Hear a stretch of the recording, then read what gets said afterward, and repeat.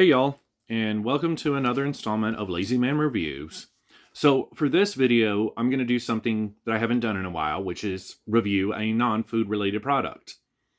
And when I originally started doing these videos, my core concept, as well as my goal, was to make one video that was non-food and one video that was food, and then switch back and forth between those two concepts about once every other video.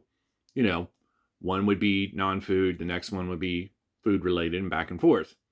What I didn't count on was the fact that we eat more than we do most anything else.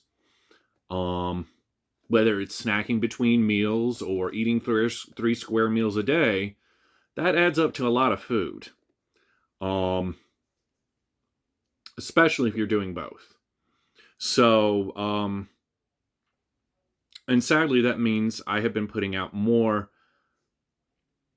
food-related videos than I have anything else. Now, that's not to say there aren't products out there that do need reviews. And one of those products I actually bought recently. And that is the Roku Premiere device. The Roku Premiere device is a streaming device that's about it's a little bit thicker than this and a little bit more narrow than this. I'd have to say it goes up to right about there. And it allows you to stream several different services. It allows you to use several different streaming services. Whether it's one of the big ones like Hulu, Netflix, Amazon, or Apple TV or Paramount Plus, if you consider Paramount Plus a big one, or one of the smaller ones like the CW or the USA or TNT even. I think I've seen that on there. So it offers you a wide variety of streaming services. Most of those are free. Some of those, like the major ones, for example, Amazon Prime and Hulu and Netflix, for example, all require a subscription fee to pay, for you to pay to use them. But they do offer a lot of free streaming options, such as the CW app, the Roku channel app, the Pluto TV app, and a few others that I can't think of right now. So yeah, it is very useful and helpful, and I'm glad I got it. Now, that's not to say it's without its flaws. And one of the major flaws is on certain programs that are available on any of the streaming platforms, say for maybe the Roku channel itself, to be determined, is that some of the videos aren't formatted to go through the Roku channel, or the Roku device, and come out through my audio speakers. So I have the device plugged into my TV set, which is how you're supposed to do it. I have it plugged in with an HDMI connector cable, and it's powered up with a different cable. And so let me just give you an example. Maybe this will help better illustrate it. I went onto Hulu. I tried to watch one of their newer shows, and it's my audio box, my sound bar said it wasn't available for me to listen to. I don't remember the exact wording of the error message that I got. It just said it wasn't formatted for my service.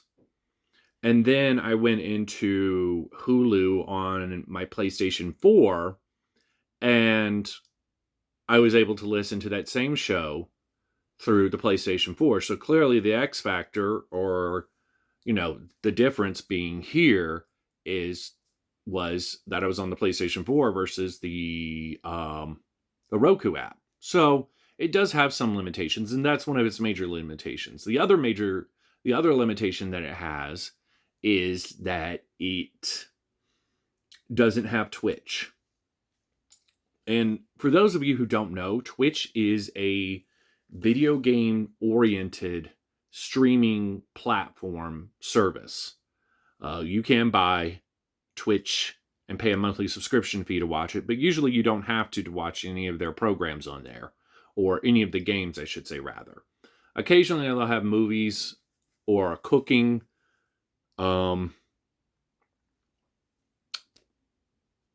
thing. I can't think of the word. Cooking service, I guess. Teaches you how to cook, pretty much. I've seen that on there a couple of times. I've seen a couple of TV shows on there a couple of times. And so they do offer other things other than video games, but their primary focus is video games. I go on there and I try to view video games that I might be interested in, because what will happen is some of those video game companies will send out a video game to a prominent Twitch partner to do a review of their video game and to show it off so they can generate better sales. And that usually happens a week or two, or sometimes a month before the video game comes out to the rest of the public. So, that's a marketing tool that they have access to now. But for the whole and most of it, most of the streamers on there are playing games that have been out for a while or were just released, within the past 24 to 48 hours, so they can show it off to people and give their critiques and reviews and give out hints and tips and stuff like that. Which is the reason why I occasionally go in there, is to go, okay, what's this game about? How do I play it? Da-da-da-da-da-da-da. And occasionally I'll get a few tips on it too. So it's a great streaming app to have and to use if you're a huge gamer. But outside of that, for the whole and most of it, you can get content that they offer from other places. And so, as I was saying, the Twitch streaming service isn't available on Roku. I thought it would be, and it is not. I have checked. So that's one of the other critiques that I have about it. But the first one I mentioned, where, you don't have sound for certain programs, is tied to the Roku device and not to the streaming platform itself. And it's not on all new programs on whatever streaming platform you're on. Again, going with Hulu, some of them do and some of them don't.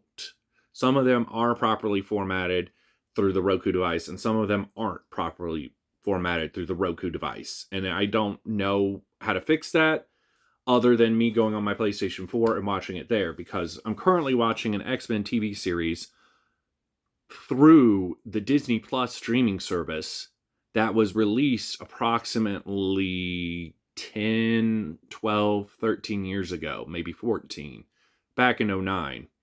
And I can't watch it on the Roku device. I have to watch it on the PlayStation, even though I can watch other movies and programs on the Roku device. So it really varies as to which program is and isn't formatted properly for the Roku device. And I haven't been able to fix it, so that way I can hear everything, if it's something on my end in the settings or if it's something on the platform's end. So I just know that it's linked to the Roku device. So here comes my question that I ask on every video. Would I buy it again? Yes, I would. Because the variety of streaming platforms that you have access to are bare minimum, by my estimate, double what you would get on the PlayStation or the Xbox systems or the Nintendo, definitely on the Nintendo Switch, versus what you get through this device. It offers more free streaming platforms than all of those devices combined, once again, even if you account for Twitch.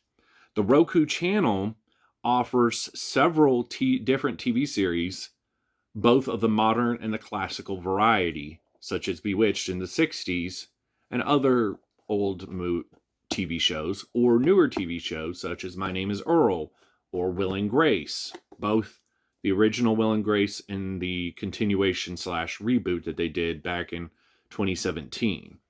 So, yeah, it offers a lot of options, and I'm going to keep it hooked into my TV. I'm going to continue to use it and continue to enjoy it. As I said before, I got it for about $20 right before the prices dramatically went up. So I got it I want to say I got it in about December. And stuff like that. So yeah, I'll tell you what it includes, because it's listed on the box here. Roku Premier Streaming Player, that's the device itself. Remote with preset channel shortcuts. So I'm going to pause right here for a second. I'm going to discuss that with you. If you lose the remote, you're not totally lost because you can still download the Roku remote controller on your smartphone, and hopefully you'll know where that is at all times and control it through that way. I'll talk more about that in a couple of minutes. 2 AAA batteries, for the remote. Power adapter and premium high-speed HDMI cable. So the power adapter powers up the device. The HDMI cable projects it onto the TV because there's no way, at least that I'm aware of right now, that you can get power through an HDMI cable. You usually have to connect another device that has, or another power source to a device in order to power up said device before you can project it into HDMI. So maybe someday in the future, 10 or 20 years down the line, or 5 or 2 or 3, we'll have a way to power devices through HDMIs, but not right now. So anyway, let me pause this for a second. Okay, sorry about that. I wanted to get the Roku controller. So the Roku remote for the device itself looks like this.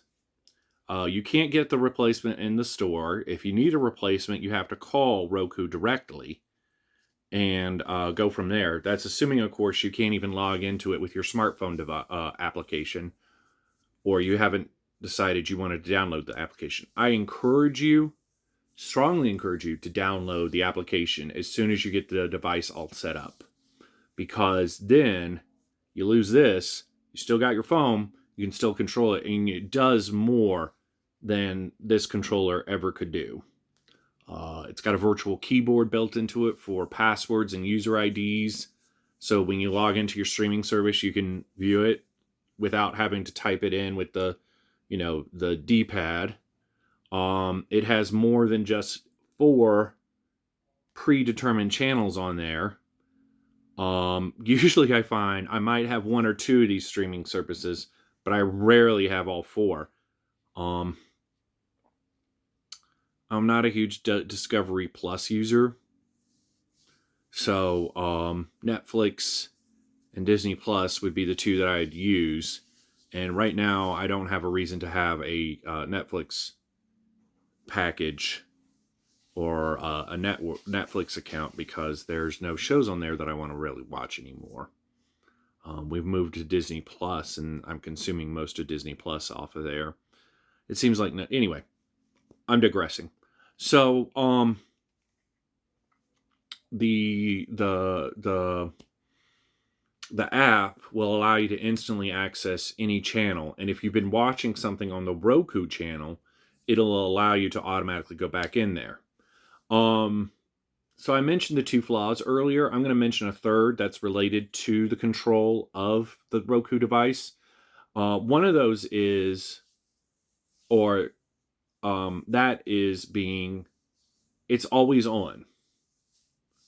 And when I say it's always on, I mean it's always on. Even when you turn off the TV, it's still on. And you can use the home button here or on the application to turn it back on. Now, how is this a flaw, you might be asking? Good question. When you resume a program where you left off, I find that there are going to be glitches and mess ups in the visual display that can be rectified by turning it off and turning it back on. So what I've done is, anytime I want to use the device, as soon as I turn it on with the home button and it fully boots up and the screen is turned on, I go into the settings and go through the menus and hit restart device. After it restarts, it takes a minute, about 30 seconds at most, for the application to hook back into the device so it can control it again. Otherwise, you're stuck with this bad boy. And you have to, restart it for the visual glitches to be eliminated. So yeah, that can be a bit problematic for me, because I just want to start streaming again as soon as I turn the TV back on. But it's like, no, I'm going to glitch out for a little bit. And, it's going to look like, here's the top, and here's the bottom. This is what it's normally like. And then it's going to glitch out and it's going to kind of go like that for every couple of seconds or something like that. Something weird will just happen that'll throw your immersion off. So restarting the device as soon as you turn it back on, assuming you've had the TV off for a few hours, let's say 6 hours, would be a good thing to do and a good practice to get into. You can turn off your smart TV if you've got a smart TV. I'm not sure if it works on standard flat screen HDMI TVs, by accessing the power off option on the device. That doesn't power off the device itself. It's just for the TV. I can't explain how I know it, but trust me, it is. It'll turn the TV off. The device will stay on, and you'll still have to go in and restart it. So you can turn off your TV with the Roku device itself. So that's kind of a bit helpful too if you lose your TV remote. The only thing you can't do is control the volume through the device.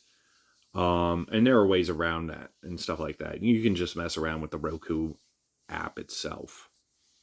But whenever I've seen a Roku controller, as I mentioned before, I will use maybe 1 or 2 at the most of the streaming platforms that they have predetermined. I've never seen one with all 4. Maybe once have I seen one with all 4 that I had at one point. But anyway. So as I mentioned before, definitely worth the $20 to $30 investment. It will save you hundreds of dollars in the future. Especially if you're trying to watch something that's on the CW app or the TNT app or the USA app, and it's definitely worth it. So thank you so much for watching. I know this was a bit of a lengthy video, but hopefully it's been helpful, and I will see you guys in the future, probably with another food product review, but occasionally I will try to go through and find something to review that isn't food related. Thanks for watching, and goodbye.